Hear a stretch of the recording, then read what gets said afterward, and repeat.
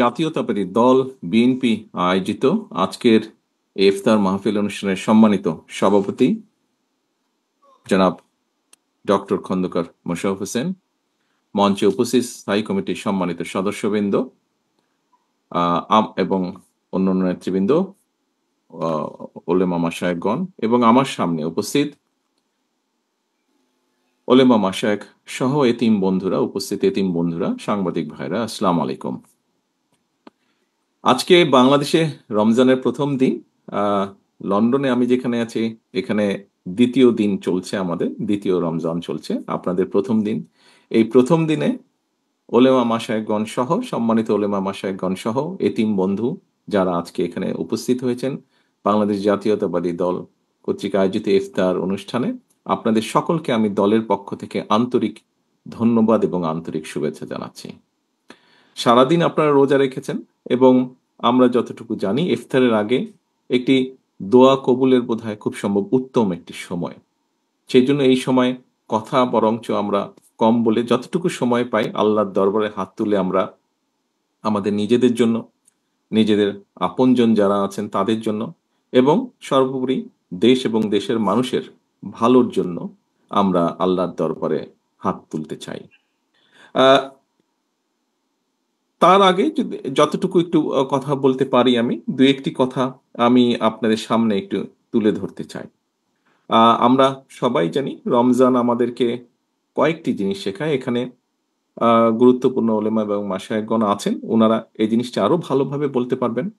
আমি যতটুকু আমার অবস্থান থেকে আমি দেখেছি যে রমজান আমাদেরকে বোধহয় শিখায় সংযম হতে, রমজান আমাদেরকে শিখায় কিভাবে ধৈর্যশীল হতে, রমজান আমাদেরকে শিখায় কিভাবে আমরা মানবিক দৃষ্টিকোণ দিয়ে মানুষের পাশে দাঁড়াতে পারি।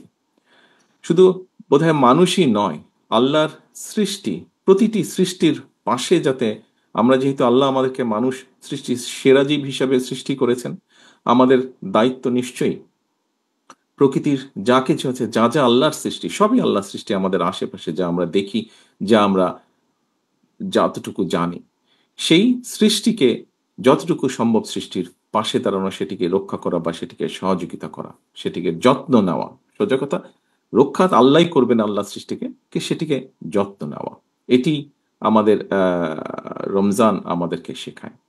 এখানে উপস্থিত সম্মানিত ওলেমা মাশায়েখগণ আছেন। একজন মুসলমান হিসাবে আমার কাছে একটি প্রশ্ন বারে বারেই ঘুরপাক খেয়েছে। আমরা দেখেছি খ্রিস্টান সম্প্রদায় সারা বিশ্বে তাদের বড়দিন একই দিনে পালন করে। আমি এখানে উপস্থিত ওলেমা মাশায়েখগণকে অনুরোধ করব, শুধু আপনাদেরকে নয়, সারা দেশে আরো অনেক অনেক জ্ঞানী ওলেমা মাশায়েখগণ আছেন। আমরা চিন্তা করে দেখতে পারি কিনা, আমরা আলোচনা করে দেখতে পারি কিনা যে বাংলাদেশের মানুষ সারা বিশ্বের মানুষের সাথে একই দিনে আমরা একসাথে রোজা এবং ঈদ পালন করতে পারি কিনা, বিজ্ঞানের যুগে এটি করা সম্ভব কিনা, কোনো উপায় আছে কিনা, এই বিষয়টি আপনাদেরকে আমি চিন্তা করার জন্য অনুরোধ করব। আমরা আলোচনা শুরু করার আগেই একটি আয়াত শুনছিলাম কোরআনে, এবং সেই আয়াতের মূল বৈশিষ্ট্য হচ্ছে যে আমরা মানুষকে, আমাদের আশেপাশে যত আমাদের সহকর্মী, পরিবার, আত্মীয় স্বজন, বন্ধু বান্ধব যারাই আছেন, তাদেরকে সৎ কাজের জন্য উৎসাহ দেওয়া এবং অসৎ কাজে নিরুৎসাহিত করা। প্রিয় উপস্থিতিবৃন্দ, আমার মনে হয় এটি আমরা যদি করতে সক্ষম হই, যতটুকুই, যার যতটুকু অবস্থান থেকে যতটুকু আমরা করতে সক্ষম হই না কেন, তাহলে আমরা আমাদের যে প্রত্যাশিত সমাজ, আমাদের যে প্রত্যাশিত দেশ, এরকম একটি সমাজ এবং দেশ ধীরে ধীরে পর্যায়ক্রমিকভাবে গড়ে তুলতে সক্ষম হব। রমজানের এই দিনে, প্রথম রমজানের এই দিনে আমরা আল্লাহর দরবারে আবারও হাত তুলি। আসুন আল্লাহর দরবারে হাত তুলে আমরা নিজেদের জন্য, নিজেদের বাবা মা, আত্মীয় স্বজন, এখানে আমাদের এতিম বন্ধু যারা এসেছে, তারা যেই আপনজনকে হারিয়েছে, তাদের সকলের জন্য হাত তুলে আল্লাহর দরবারে আমরা দোয়া চাই।